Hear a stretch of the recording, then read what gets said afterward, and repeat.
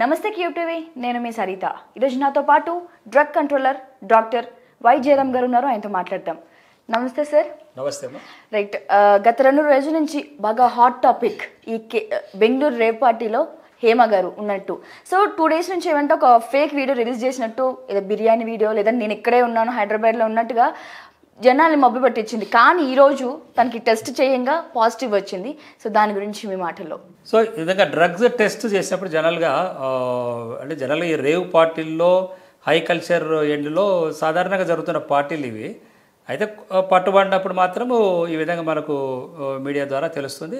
First police వాళ్ళు పట్టుకుంటారు, ఆ తర్వాత తెలిసిపోతుంది, మీడియాకు వాళ్ళు తెలిసిపోతుంది దాన్ని ఎవరు పట్టుబడ్డారు లేదని. జనరల్గా పట్టుబడిన వాళ్ళు చాలామంది, అంటే ఇప్పుడు ఈ హిమాని గారు కాదు కానీ చాలామంది ఏంటంటే అడిక్షన్లో ఉన్నప్పుడు, అలవాటు పడినప్పుడు దాన్ని జనరల్గా వాళ్ళు డినైల్ చేయదు, దాన్ని నాకు సంబంధం లేదని చెప్తూ ఉంటారు.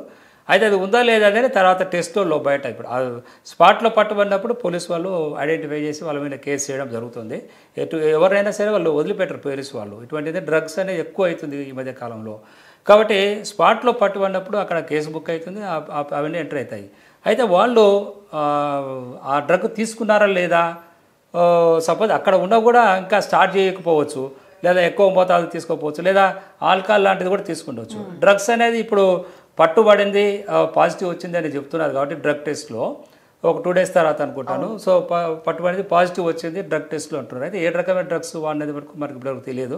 బట్ డ్రగ్ వాడినట్లయితే మనకు ఒక 2-3 వీక్స్ ఏదైనా డ్రగ్స్ వాడినట్లయితే అసలు టెస్ట్ ఇలా చేస్తారు సార్. దాని అంటే నేను విన్న ప్రకారం ఏంటంటే సార్, వాష్రూమ్లో యూరిన్లో ఒకటి అని, లేదా హెయిర్ తీసుకుని శాంపిల్స్ ఒకటని, లేదా బ్లడ్ శాంపిల్స్ తీసుకొని చేస్తారు అనేది నాకు వరకు తెలిసింది.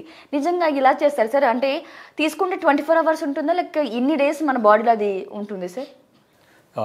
ఇక ఈ డ్రగ్స్ తీసుకునే శాతము బట్టి ఎన్ని రోజులు ఉంటుందని ఉంటుంది. జనరల్గా 2-3 రోజులు తీసుకునేది అయితే డ్రగ్ డెఫినెట్గా ఉంటుంది.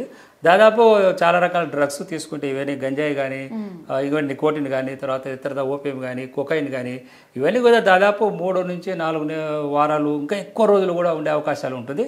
అదంటే ఉపయోగించే సబ్స్టెన్స్ ఎంత మోతాదులో తీసుకున్నారో, ఎంతకాలం నుంచి తీసుకుంటున్నారో దాని మీద ఆధారపడి ఉంటుంది. దీన్ని టెస్ట్ చేయడం అంటే యూరిన్ టెస్ట్, ఇప్పుడు 12 ప్యానల్ టెస్ట్ ఉంది, యూరిన్ గా టెస్ట్ చేయొచ్చు, బ్లడ్ టెస్ట్ చేయొచ్చు. దాని శాంపిల్లో పట్టుబడిపోతుంది ఏ డ్రగ్ తీసుకున్నారనేది.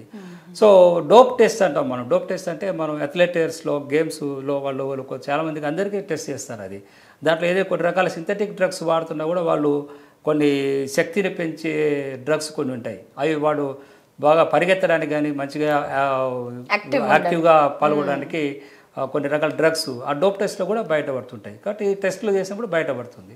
రైట్ సార్, చివరిగా మనం డ్రగ్స్ తీసుకోవడం వల్ల బాడీకి ఎట్లాంటి డిసీజ్ ఉంటుంది అంటే, ఇప్పుడు ఆల్కహాల్ వల్ల ఊపిరితిత్తులు, స్మోక్ వల్ల ఊపిరితిత్తులకి లోపల కడుపులో ఇన్ఫెక్షన్స్ అని నానా విధాలుగా మనం చూస్తున్నాం. బట్ డ్రగ్స్ ఎలాంటి బాడీ పార్ట్ని హార్మ్ చేస్తుంటుంది సార్?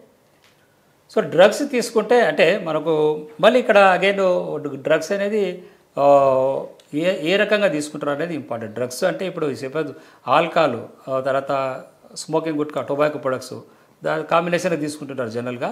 డ్రగ్స్ అంటే ఎక్కువగా మనకు గంజాయి ఎక్కువగా కామన్గా తీసుకుంటుంది. ఇక్కడ గంజాయి తీసుకుంటుంటారు, ఓపియం తీసుకుంటారు. తర్వాత ఓపియం నుంచి కానీ, తర్వాత గంజాయి నుంచి కానీ లిక్విడ్ ఫామ్లో వస్తుంది. ఇప్పుడు హ్యాష్ ఆయిల్ అని, యాసిస్ ఆయిల్ అని, ఇలాంటివి కూడా తీసుకునే సందర్భాలు మనం గమనిస్తున్నాం. ఎందుకంటే పోలీసు వాళ్ళు ఈ గంజాయి లాంటివి ఓపియం ఓపెన్ మార్కెట్లో అమ్మితే పట్టుకుంటారని చెప్పి దాని నుంచి ఎక్స్ట్రాక్ట్ చేసిన లిక్విడ్ ఫామ్లో ఈ పబ్బులలో రేవ్ పార్టీలోకి వెళ్ళినప్పుడు ఎక్కువగా ఇది వాడే అవకాశం ఎక్కువగా ఉంటుంది.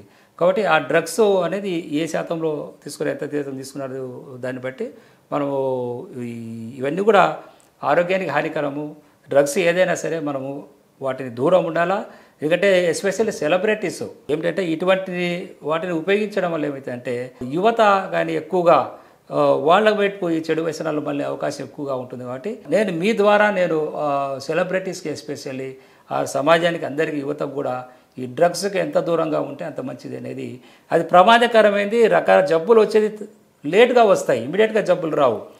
ఆ జబ్బులు ఎందుకంటే ఆల్కహాల్ కానీ ఈ డ్రగ్స్ కానీ రెగ్యులర్గా తీసుకుంటే మానసికమైన జబ్బులు ఫస్ట్ వస్తాయి. మానసికమైన జబ్బులు వస్తాయి అంటే మంచి వాళ్ళు పిచ్చివాళ్ళుగా తయారైపోతారు. ఇంకా చేసే పనులన్నీ రివర్స్గా ఉంటాయి.